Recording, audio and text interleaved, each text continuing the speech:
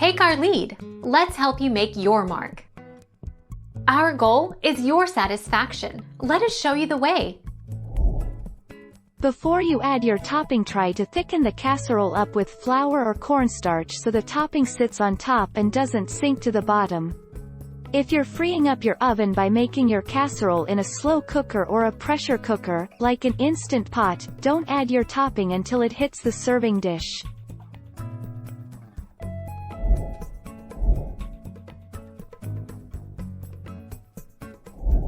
Take our lead.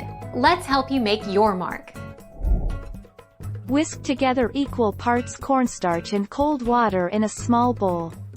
Use 1 tablespoon of cornstarch per cup of liquid you would like to thicken. Stir out all the lumps. A few minutes before your casserole is done, add it a little at a time until you are happy with the thickness.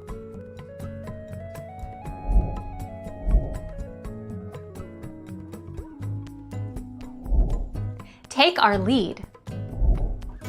Keep the beans in the vegetable crisper drawer in your refrigerator so they stay fresh.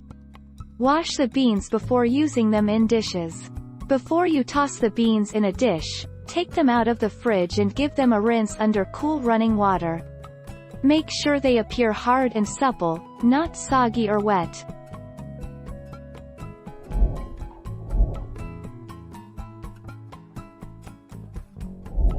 Take our lead. Let's help you make your mark. Cover the oven-safe pan with plastic wrap. Wrap tightly in foil so that the pan and contents are well sealed. Label, date, and throw in the freezer. You can store your cooked green bean casserole in the freezer for about 6 months. Thank you for watching. Please subscribe and hit the bell notification.